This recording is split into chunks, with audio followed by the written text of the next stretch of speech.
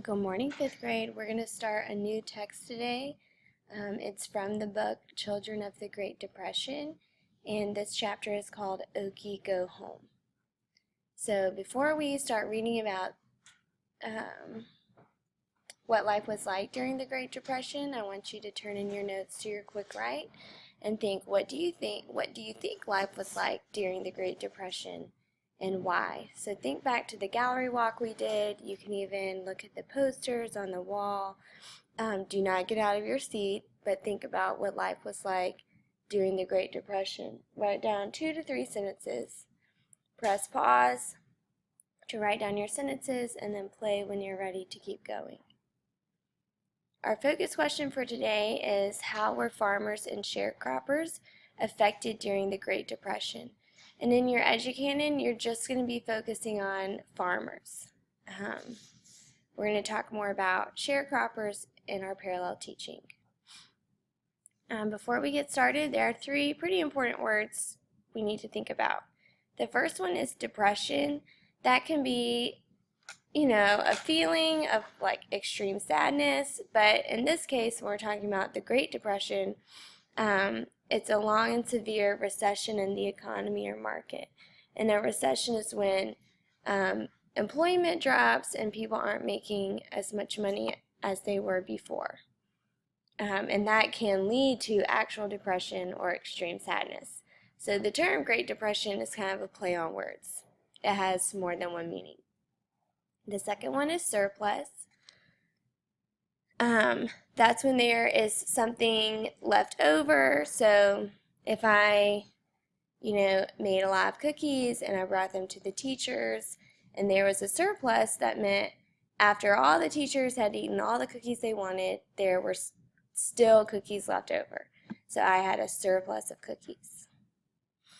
And then the last one is foreclosure. That's a process. That's when you can't pay your mortgage, which is your house bill, and the bank says, hey, we're just going to take your house. Since you can't pay your bills, we're going to take your house. And what we'll learn is that a lot of farmers experience foreclosure because the bank took their farms when they couldn't pay their bills. All right, so we're going to get started reading. We're going to read paragraphs 1 through 3, and I want you to underline evidence of the Great Depression. Like, you're thinking, what was the Great Depression like? What were people's lives like? I want you to underline evidence for that in paragraphs 1 through 3. So it says, during the 1930s, about a quarter of all Americans still lived on farms, compared with fewer than 2% today. For millions of children growing up on those Depression-era farms, it was a time of hard work, little money, and learning to do without. Definitely underline that last sentence. It was a time of hard work, little money, and learning to do without. Let's keep going.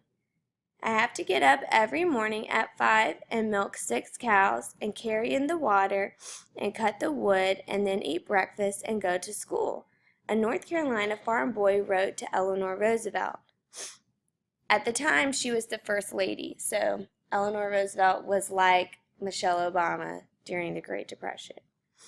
That boy walked 4 miles to catch the bus that took him the rest of the way to his high school in Bryson City. When it rains, I can't go to school, he added, and part of the time I am late. So in this paragraph, we learn that exactly what children in the Great Depression, what their chores were. So he had to get up early, he had to milk cows, he had to carry in water. That lets me know they didn't have running water. And then he had to walk 4 miles to catch the bus. So he lives in a very rural area where things are spread apart. Let's go to paragraph 3. I have done a boy's work since I was 5 years old, wrote a 14-year-old Texas farm girl. So what she's saying is she has had to work harder than most girls. Let's keep reading. This week I've been breaking land with a sulky 1-horse plow and 3 mules.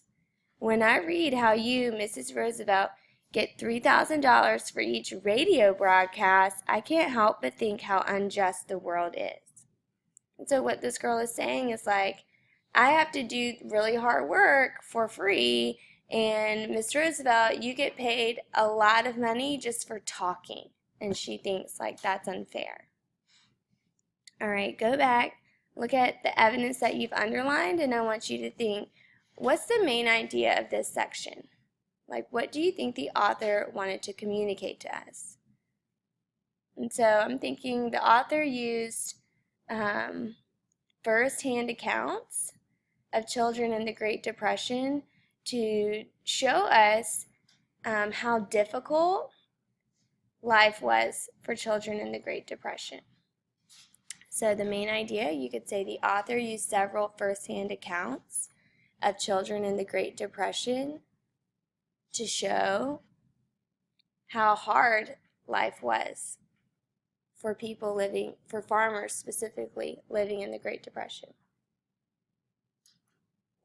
Press pause to write down your answer and play to keep going. And so now we're in box 2, and I really want you to think about the cause and effect relationships. And so we know the cause is why something happened, and the effect is what happened. And often the author will tell you the effect first, and then the author will explain the causes or why those things happened. And so when we're reading paragraphs 4 through 6, I first want you to focus on like what happened, and then I want us to think, wow, like why did that happen? And we know the topic of our text is the Great Depression, so our effect is probably going to have something to do with the Great Depression, and the author is going to tell us why it happened. So let's look at paragraph 4. It says, American farmers were the world's most productive,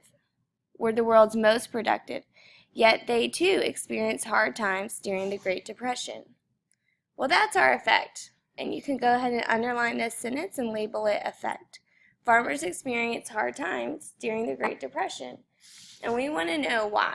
And the rest of this page is going to tell us why farmers experience hard times. So the next sentence. Now I'm in box 3. It says determine, that should say reasons. Reasons why farmers had difficulty during the Great Depression. The next sentence says, because they produced far more than they could sell, huge surpluses piled up. And so I have this word because boxed in. I want you to box that in. This is a hint that that is the cause.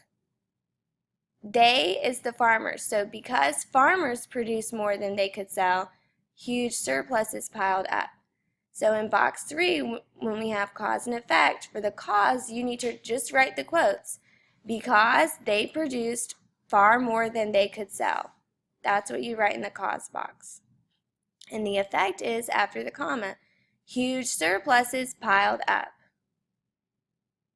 So this lets us know, wow, the farmers could not produce, they couldn't sell all the food that they produced. So they had a lot of food left over. And we know when you have food left over, it will rot if no one eats it. So that's just like a lot of wasted money. Let's go to the next sentence. The prices of farm products dropped steadily, while taxes on a farmer's land and the prices he paid for necessities did not. As a result, box that in, the average farmer was paying out more than he took in. Okay, so these next two sentences are a cause and effect relationship. And I boxed in as a result because that's a clue for the effect. So go ahead and write that sentence down in the effect for box 4 where it says, as a result, the average farmer was paying out more than he took in. So farmers were having to pay the bank more money than they were actually making. So they weren't making enough money to pay the banks. And then now we're thinking, why weren't they making enough money to pay the banks? Well, let's go to the sentence before. The price of farm products dropped, while the taxes on their land and the price he paid for necessities did not. So that sentence explains why they were paying out more than they were making. And write that in the cause, where it says the price of farm products dropped steadily. So because they had all the surpluses, they had to lower the prices so they could sell all their food. But that meant they weren't making as much money. And now, but the price for everything they had to buy in order to make all the products, that didn't change.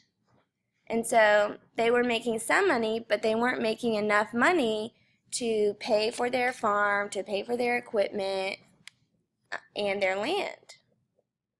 Let's keep going to paragraph 5. Slim Collier recalled the day his father took him. Oh, sorry, we're not done yet. We're at hundreds. Sorry. Hundreds of thousands of farmers had borrowed money to buy their land equipment. When they could not make payments to the bank, they lost everything through foreclosures and bankruptcy sales.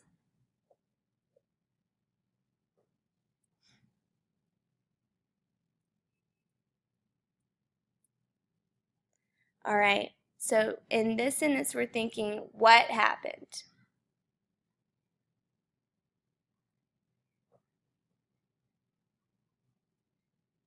Okay, so we know that the farmers had to borrow money. And now we're thinking, so when it says hundreds of thousands of farmers had to borrow money, that's the what happened. So if we're thinking about the what happened, we write that in the effect. And then we're thinking, well, why did they have to borrow money?